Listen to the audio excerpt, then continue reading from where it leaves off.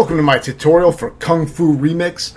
This is a flash game on PC, so basically you're going to be playing this in a web browser, which did introduce some stuttering and maybe a little bit of input lag sometimes. I noticed it would slow down sometimes and fuck up my inputs.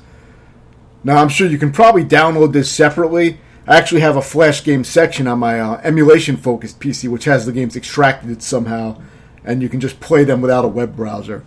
So I'm sure that there's a way to play this game, in that way. If you can do that, then that would be a little bit better.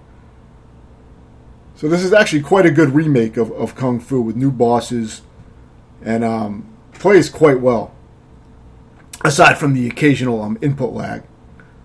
So for this tutorial, what I did was I showed most of the footage from my successful runs, but I spliced in some additional footage of some of my better runs on the actual stages. Mainly I replaced stages 1 and the final stage, but everything else was from my actual legit run.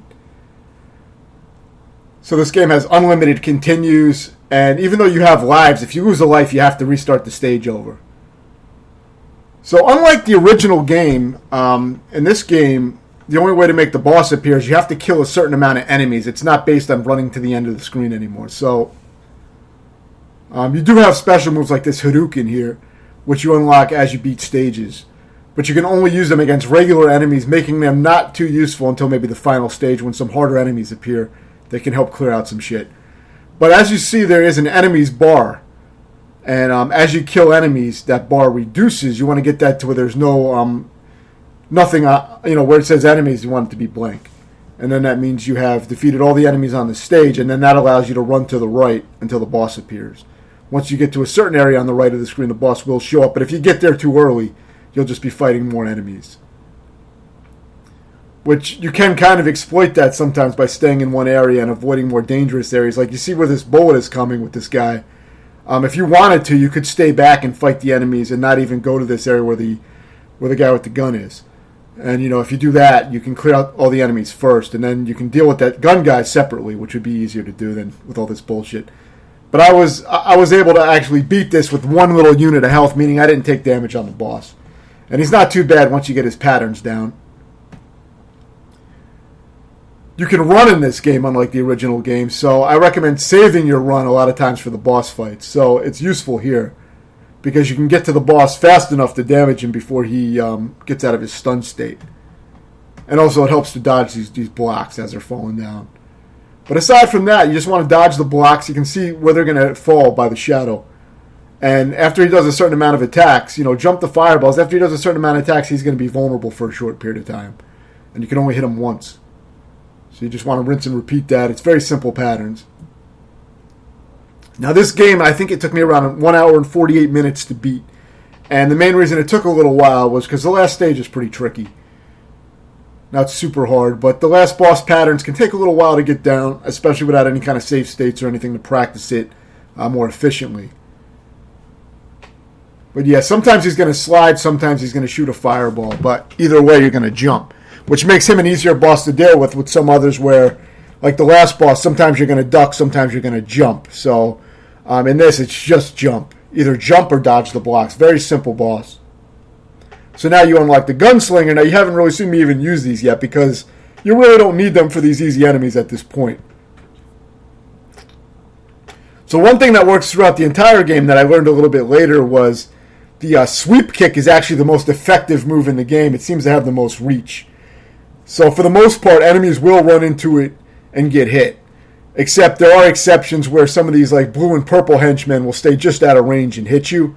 So for them, you want to get a little bit closer, or that'll happen. See how I got punched? You want to get a little bit closer before doing it, and it'll make it more reliable. But aside from that, you can kind of just do sweep kicks and have the enemies run into it a lot of times. The last stage, you will have to counterattacks a little bit better and do a little bit more advanced movement, but not much. So what I did here was I clear out all the enemies, and then I go to this area where the fireball is at. That fireball cannon or whatever. So that way I have the enemies cleared out first, and I just run to the left and try to bust through and get to the boss. It's easier than trying to fight the enemies with the fireballs going off. Like I said, all you have to do is clear out all the enemies, and they'll come to wherever you are. So you don't really have to worry about trying to find them. So avoid dangerous areas and just kill all the enemies first.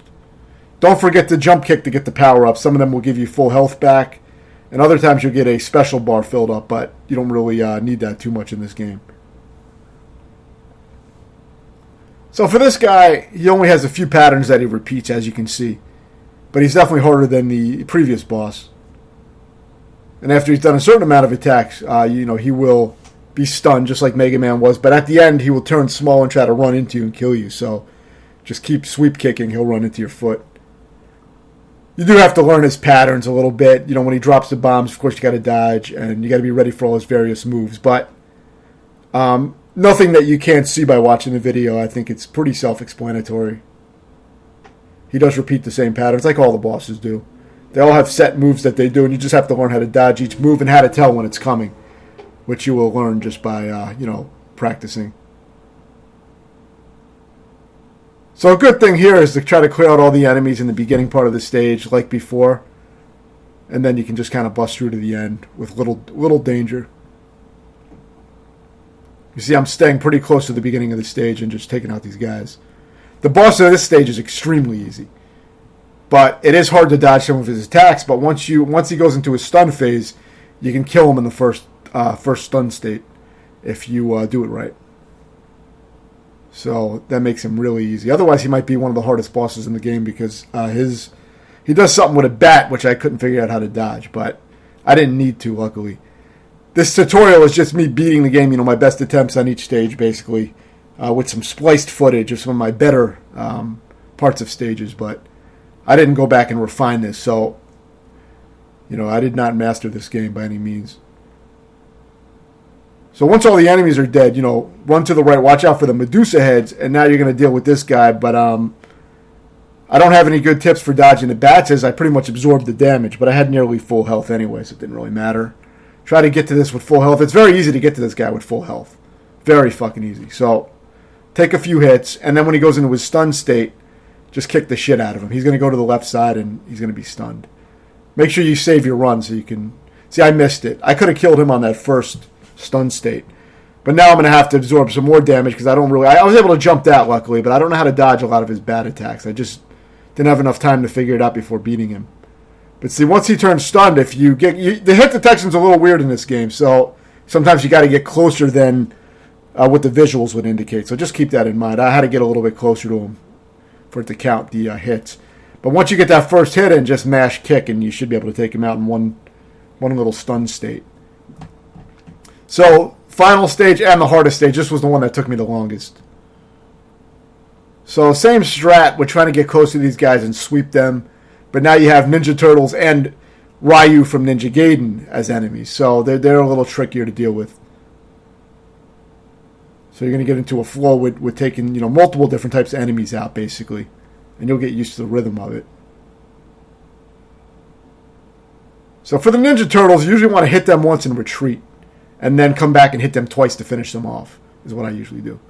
I'll kick them once, then I back off, then I immediately return. I let them do their attack, and then I counter with two kicks.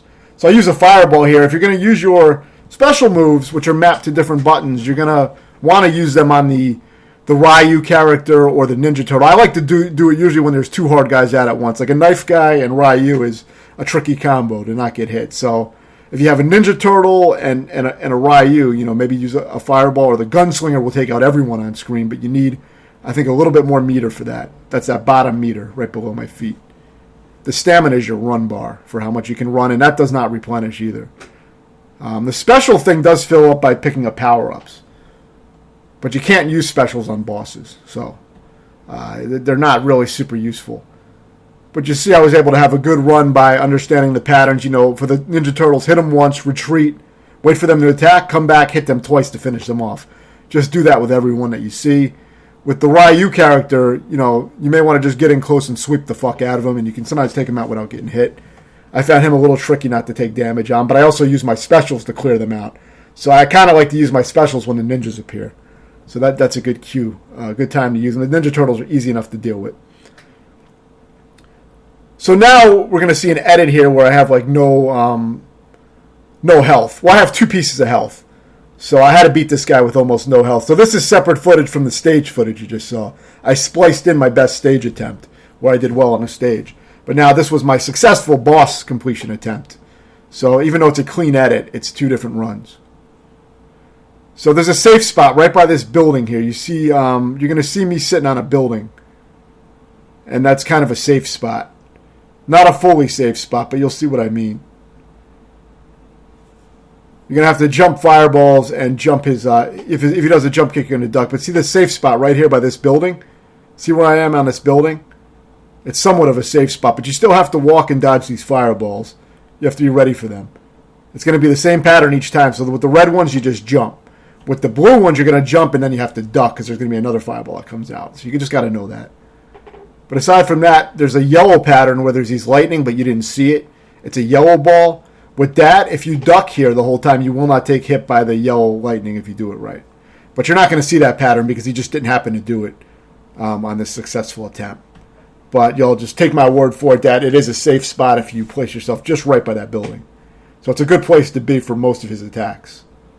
Aside from when he goes into this three attack little combo that he does after he gets down from the helicopter. He'll do 3 attacks and then go into a stun state. So you got to be able to dodge those 3 attacks. The hardest part of this fight was in the very beginning. It's hard to get your positioning just right before you take the first 1 or 2 hits before you can get in a good position in the middle of the screen. When he's doing his 3 attacks, not when he's up in the helicopter, but when he's doing his 3 attacks that he always does, it's better to stay in the middle of the screen so you have plenty of time to react to him on either side. It makes it easier to deal with. And aside from that, it's just going to be muscle memory and just learning how to react. You know, if you're not fast at reacting, you're going to get hit every time. So just get used to his attacks, you know, and the little telegraphs that he does, which are very brief. But he does give you a sign of what he's about to do. And with that safe spot, it makes it much, much easier. You know, but you still do have to be ready. Like, you have to know when the red fireballs come out, there's going to be one that you still have to jump. And when the blue ones come out, you're going to jump one, then you have to duck the next one because it's going to come up high. So, you always do that. Use that building safe spot, which is mostly a safe spot. You may have to move a little bit. But if the yellow comes out, it's a complete safe spot with the lightning where you just stay ducked by that building. And if you're positioned just right on that building, you will not take any damage from any of the attacks on that phase. So, yeah, I will be reviewing this game soon, so stay tuned for that as well. If you have any questions, let me know, and thanks for watching.